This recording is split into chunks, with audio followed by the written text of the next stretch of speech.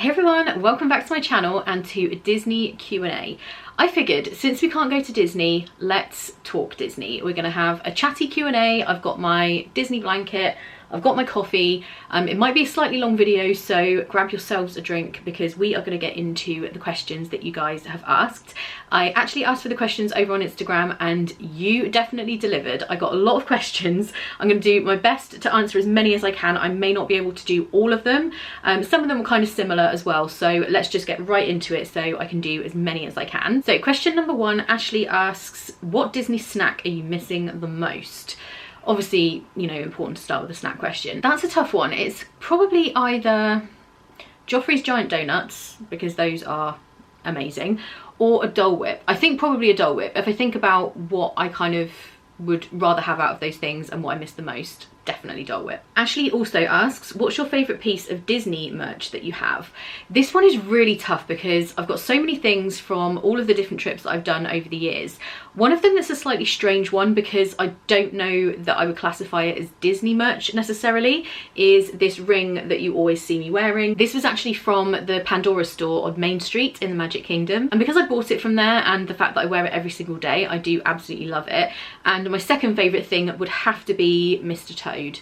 So the Mr. Toad Cozy Knit plush that I got, which was not easy to get if you remember, if you watch the vlogs. Ellie asks, how many times do you need to visit Disney in a year to make an annual pass worth it? This is a really good question if you're coming from the UK, because the kind of ticket you usually would get from the UK is the 14-day ultimate ticket if you're going for a 2-week trip. And for me, with the type of annual pass I'm able to purchase because we have DVC, I can get the seasonal one, which only blocks me out over Easter and Christmas and New Year, I think, which are times when I would never normally travel. So for me, I can do 2 trips a year and the cost of, you know, 2 Disney tickets in the UK, that would cover the cost of the annual pass. But if you don't have DVC and you can only buy the regular pass that Disney World sell, then I guess it would be more trips, so at least 3. It's a hard one to answer because I do have that particular type of pass, but for me it's like 2 trips a year would make it worth it.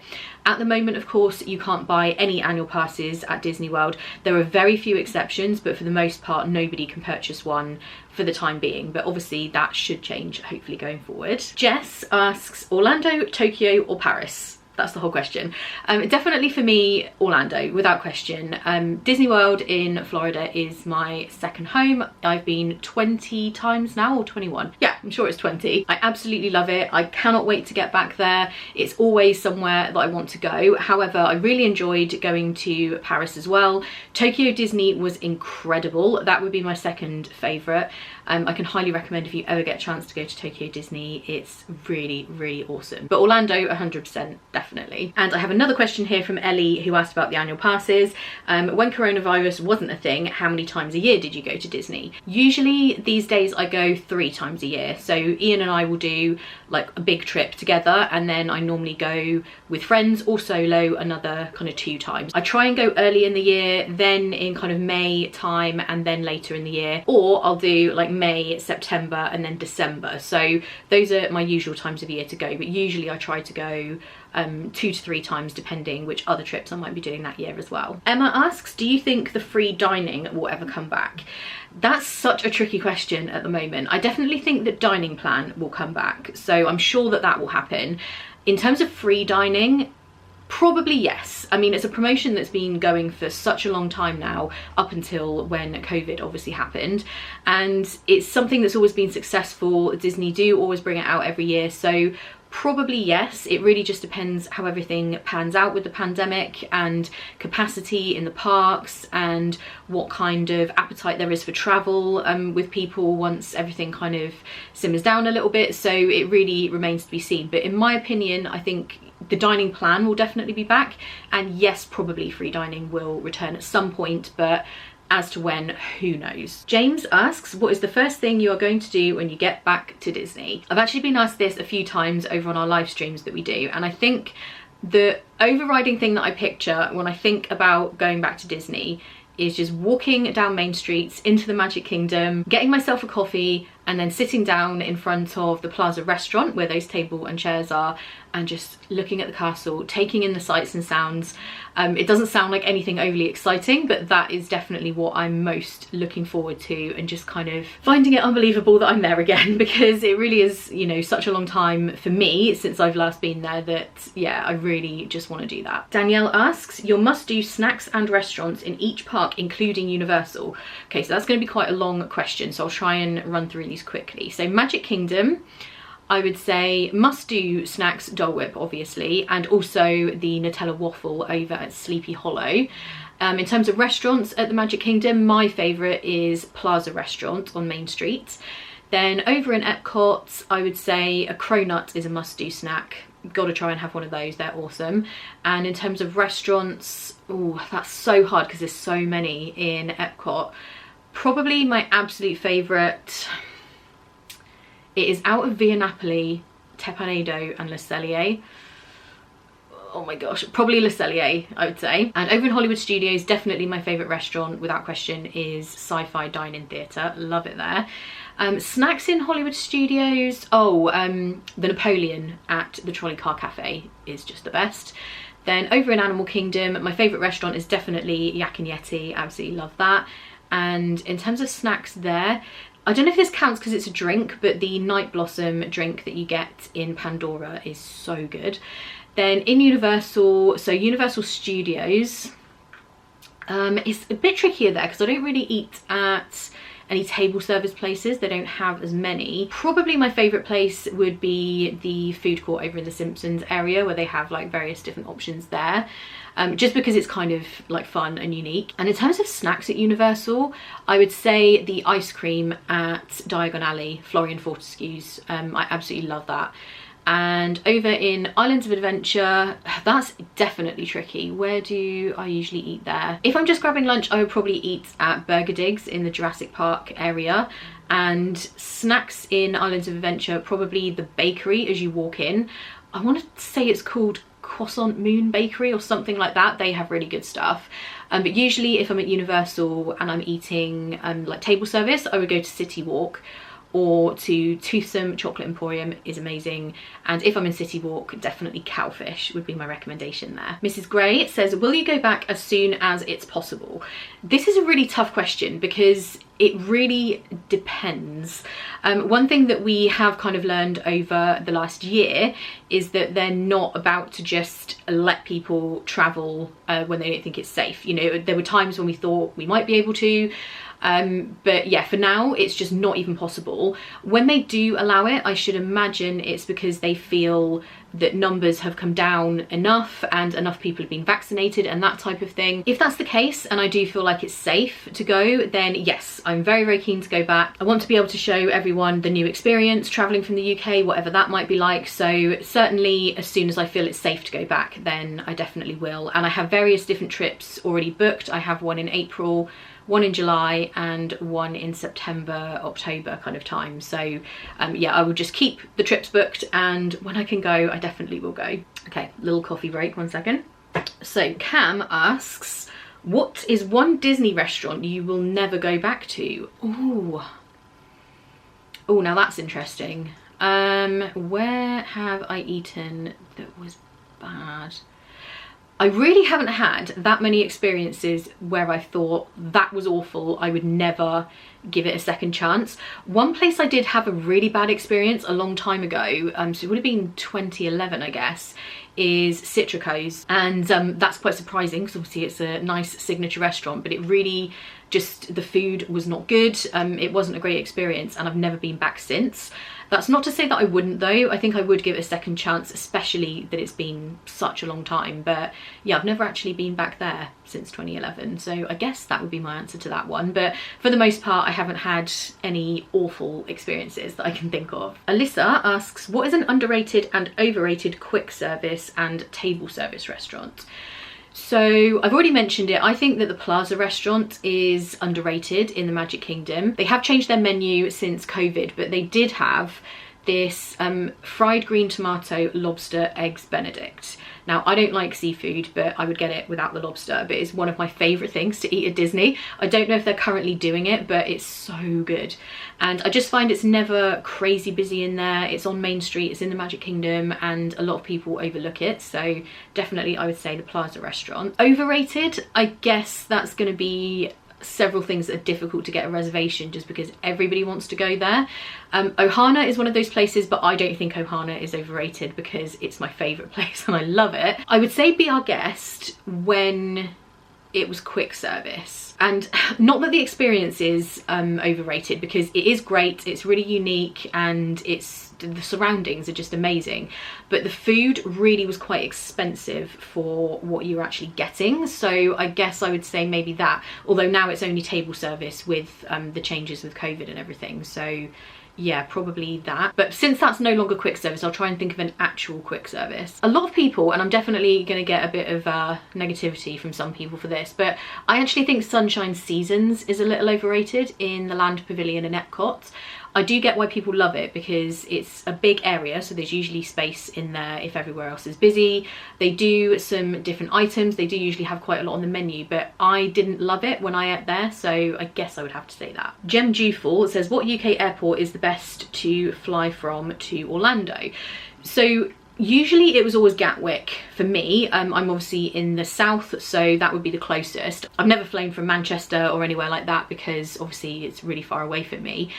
Now I think most of the airlines, it's difficult because none of them are actually flying to Orlando at the moment, but they seem to have moved all of their flights over to Heathrow for the time being. So certainly British Airways and Virgin. Norwegian are no longer doing long haul flights from what I understand.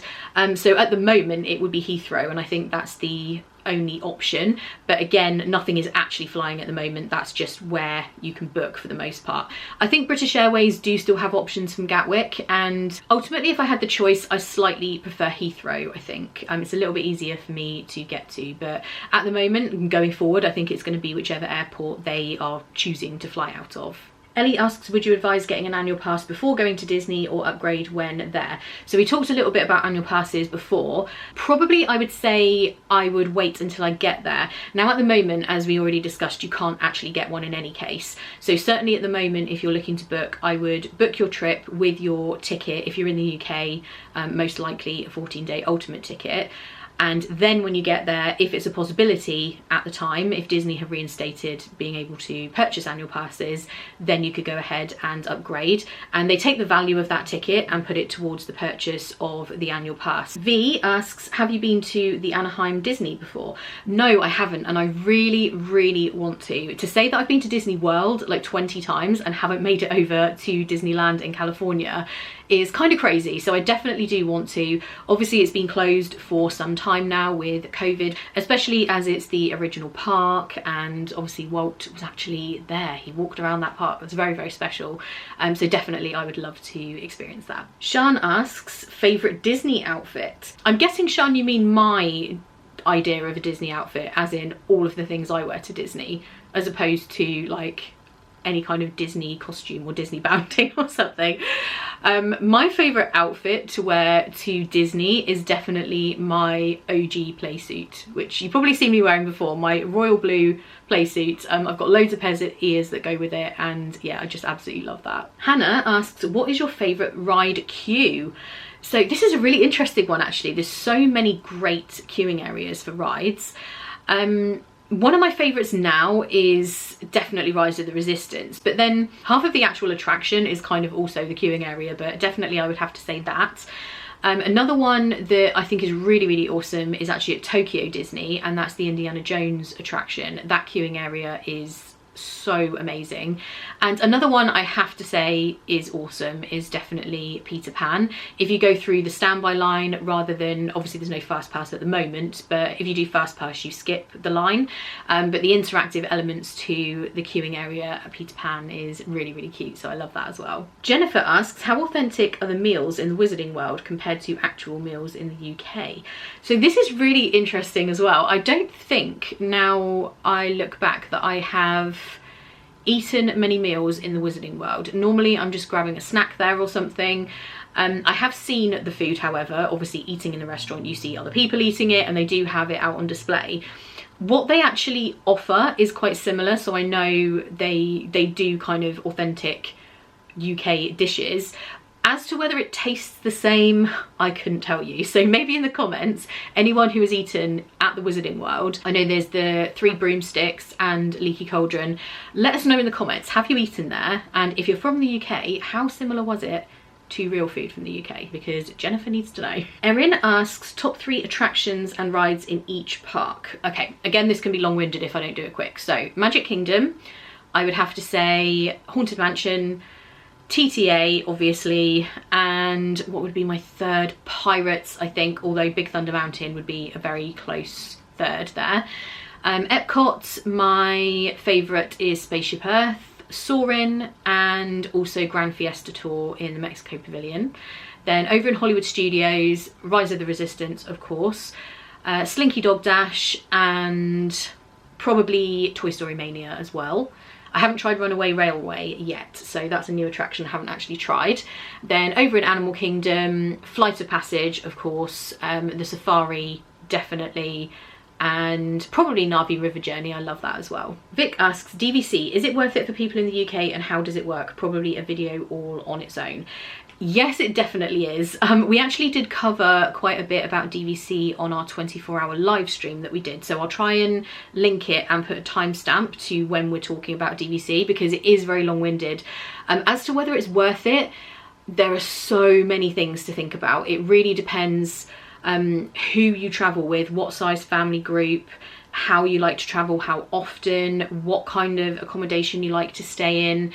It's really, really difficult to give a short answer to that. One thing I will say, it's not necessarily in any sense a cheap way of going to Disney World. If you're happy to always stay in the value resorts, whichever one is the cheapest when you go to book, then probably that will always be cheaper. It's just with DVC, you get the opportunity to stay in deluxe resorts for a more reasonable price, because of course if you're paying for those out of pocket, as I'm sure people who have priced up a Disney trip have discovered, it can be extremely expensive. So yeah, it's kind of a hard one to answer, but I will link that section that we did talking about it. Dale asks, where's that wallpaper from? I love it. This wallpaper is from Dunelm. I think it's called Rose Geo paper or something like that. I think you can still get it, but it definitely gives me major Spaceship Earth vibes and I absolutely love it. Sarah asks, what's the best place to get Disney Parks merch when you can't get to Florida? It's actually really difficult to get hold of stuff when you can't travel to the States. And there is a company, Double Boxed Toys, which is one place I know in the UK you can order stuff. I've only had a couple of experiences purchasing things from them, like Funko Pops and stuff like that, and it's been fine. I haven't had any problems. So always maybe like look into it a bit more before you purchase, but from what I can gather, other people have purchased things. Yes, they're more expensive because, you know, there's a premium kind of tacked on for the fact that they're bringing it over here, but that is one place to get things like Spirit jerseys and Loungefly bags and stuff that you otherwise wouldn't be able to get in the UK. But it's always worth checking out Shop Disney UK as well, because they are starting to stock more things, especially ears and stuff like that. It always used to be that we didn't really get any of the theme park stuff, but there's a few things creeping in, so always make sure you check Shop Disney as well. Chanel Morel asks, biggest tip for first time Disney goers? I do have a biggest tip actually for people who are going for the first time. Don't overdo it on the first few days. It's so tempting because you are so excited and you do so much planning and you watch all your vlogs and you've got everything in your head about exactly what you want to do, to really just go for it in those first few days and plan every restaurant and every attraction and everything that you want to do. One thing I do know, if you get burned out in the first few days, you will just not be then having a good time in the parks. Your feet will be hurting, your legs are aching, you feel hot, you feel tired, annoyed, maybe people within your travel party start getting a little cranky, etc. So what I would definitely do is those first few days, by all means, if you wake up early from jet lag, which usually happens, get to the parks early and have a list of things that you want to do. But if you start to feel tired, just come away. Go to the pool or just go back to your resort, or even if you just go and do something a little bit slower pace, whatever it is, don't force yourself around the parks the first few days, particularly if you have a 2-week trip. It's really better to, you know, do those things and go crazy at the end of the trip when you're more used to the walking and you've got more used to the time difference and all that kind of thing. So that is my biggest tip. Don't overdo it the first few days. George in London asks, favourite coffee to have in the parks? Obviously the main two are Starbucks and Joffrey's. I love both, but my favourite coffee is definitely Joffrey's coffee. They have stands in each of the parks. I think in most of the parks there's more than one, but they have great coffee, really good, and you can actually get it shipped to the UK, which I was very happy to discover at the beginning of this lockdown. So I now am able to have Joffrey's coffee at home, but yeah, it really is so good. Main Street Daydreamer says, if you could pick one ride from all the parks to make Disney in Detail Land, which rides do you pick? So I'm assuming I can pick one ride from each park, right? That's what I'm taking from there. So Haunted Mansion would have to be involved from the Magic Kingdom. From Epcot, I think I would go Spaceship Earth, probably. Flight of Passage, of course, because it's everything, as is Rise of the Resistance. I think that would have to be, although I very closely would want Slinky Dog Dash, but I think I'd have to pick Rise of the Resistance. And can I have one from Universal as well? I'm going to. So I would have the Gringotts ride from Diagon Alley, and over in Islands of Adventure, I would also want Spider-Man. And I know those last two are not Disney, but, you know, those are the ones I would have from each park. Sinead asks, what has been the most unexpected thing you miss from visiting Walt Disney World? This is a really interesting question because there's so many things that I miss. There's things that I would consider to be the things I miss the most. But Sinead is asking for the most unexpected thing. And actually, the most unexpected thing that I miss, and one of the things I think about the most, is just being in my resort room. So some of the times when I'm really missing Disney, that's what I'm missing. I know that sounds really strange, but I just picture myself in my resort room a lot, both at Pop Century, funnily enough, I think just because I've stayed there quite a few times, and also I was due to stay at Grand Destino Tower, so I do spend a lot of time imagining myself there. Jenny asks, who is your favourite Disney vlogger? There are so many that I really like, but my favourites would have to be Tim. I love Tim Tracker. Tim and Jen are awesome, so I love them. I love Resort TV 1. I think they've done an amazing job covering the parks since the pandemic and really showing how everything is and all that sort of stuff with their live streams. I also love Adam and Gary. They are great, great people and great vlogs. And Brogan Tate, I love her Disney vlogs as well. But there's so many that I watch. I do watch loads, but those are probably my favourites. Millennial Pink says, what do you think the most affordable way to dine is without a dining plan? So if you don't have a dining plan, which at the moment nobody does, that can be quite a different experience for some people. If you're used to having it where everything's prepaid and you just kind of go for it, it can be quite a shock when suddenly you are paying the bill with all of these meals that you're having. So probably I would suggest to stick mostly to quick service for one thing. Table service can be very pricey, especially if there's like drinks, alcoholic drinks and stuff involved as well. Plus you have to factor in tip and all of this sort of thing. So if you're looking to just really lower the cost, then quick service is a great way to go. There are some amazing options, particularly in the evenings. If you go to Disney Springs, there's some options that are really good, good food and stuff that's a little bit different. And then maybe book a few table service options, but ones that are a little bit cheaper. And in terms of whether the food is actually expensive, if you go onto allears.net, or you can go onto My Disney Experience and find the information there as well, you can actually see what the prices are and what the current menus are and everything, and then you can maybe pick some options that don't seem as pricey. The main thing is stay away from signature restaurants because they are a lot more expensive. But yeah, maybe just look through and pick out a few table service options and stick mainly to quick service. And if you get the opportunity to eat off-site at any of the other restaurants that are around Disney, that will definitely save you some money. If you're in one of the parks one evening, for example, you're feeling really exhausted, you're just very tired, rather than finding somewhere to eat in the parks, you could always go back to your room and order from Uber Eats or something like that. That would potentially be cheaper, although sometimes that's not actually the cheapest option. And another thing, if you're not super hungry, I would recommend either sharing an adult meal or going for the children's meal option. So in a lot of the quick service restaurants, the children's meal is really quite a decent amount of food and would be plenty for a lot of people. So it can be significantly cheaper if you do that as well. V asks, how long would you recommend staying on holiday at Disney World in Florida?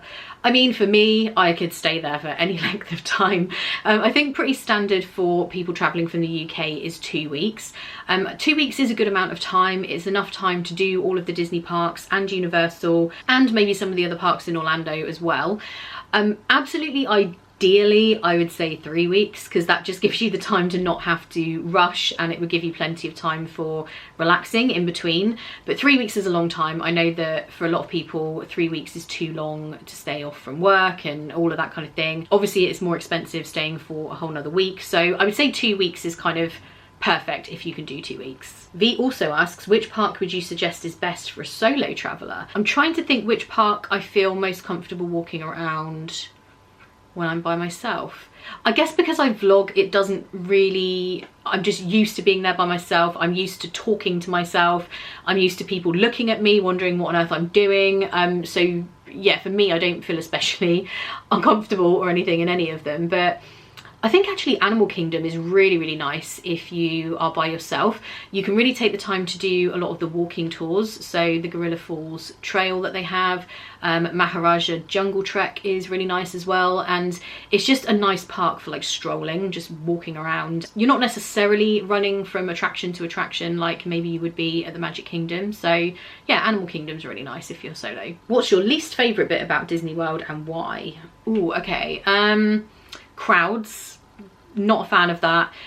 Probably my least favourite thing, which ties in with crowds, is if you're leaving one of the parks right at closing time and you're then trying to get a bus or a monorail or whatever mode of transportation you're trying to get, and everyone else is also trying to get away at the same time. People are tired, they're cranky. That's not the most magical moment. So yeah, that's probably my least favourite thing. Ailey asks, is it safe to travel there by yourself? Is it better to stay on Disney property? Thanks. So I've actually done a few solo trips, one of which was off-site. I stayed on International Drive. That was a long time ago now, 2009.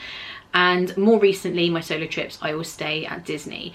I would say I would prefer to stay at Disney. I feel completely safe there. I've never ever felt unsafe as a solo traveller at Disney World, either in the hotels or in the parks or anything like that. Even if I take an Uber to go to Target or something, it's always been fine. When I did stay off-site, maybe it was because I was a little bit younger and it was the first time I travelled on my own, but I did have a few moments where I would have preferred not to be by myself. So yeah, 100% I would recommend staying on property at Disney if you want to feel completely safe. Sophie asks, what made you decide to do DVC? So we've had DVC for quite a long time now, since 2013, and we took the tour when we were visiting and obviously loved it. You know, we saw some of the rooms and got to find out more about it, and I think for us, just because we knew we would keep going back. So I had already been quite a few times. It was my second trip with Ian actually staying at Disney, and we just knew that we would always want to keep coming back. And I think that's the main thing with DVC.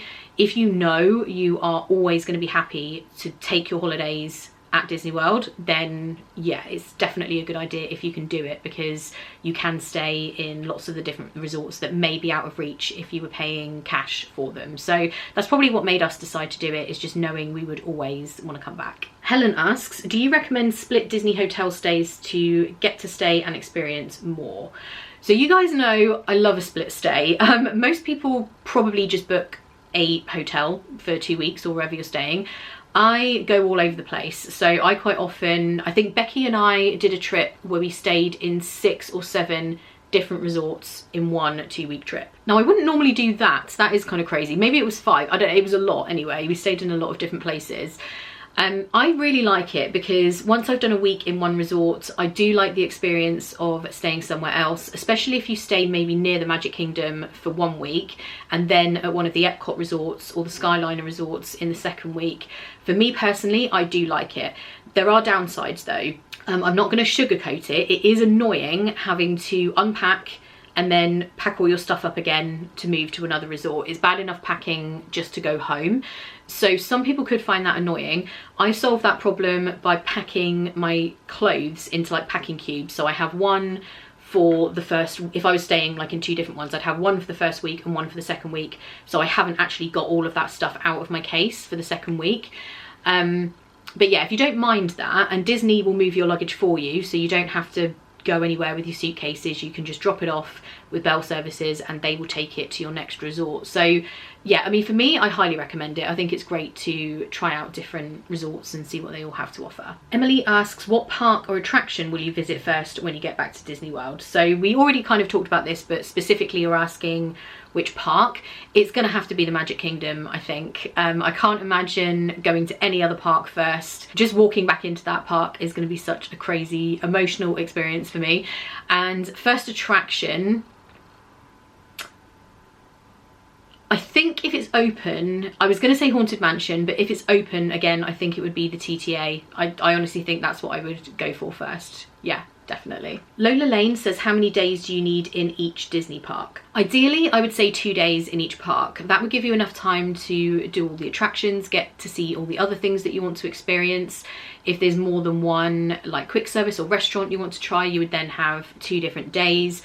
The one park I probably would say you could get away with a day is Animal Kingdom. But then having said that, you can easily spend more than 1 day in Animal Kingdom, but probably if I only had 2 days in each park, but one of them I could only do one, it would probably be Animal Kingdom. But yeah, 2 days ideally is great. Okay, I might just do a couple more because we've got so many questions, there's no way I can get to all of them. Will you ever go on a Disney cruise? They are incredible, Mrs. Morrow is asking. Yes, I would love to do a Disney cruise. They look absolutely amazing. I've seen people's vlogs of Disney cruises and they look really, really good fun. So 100% I would love to do that.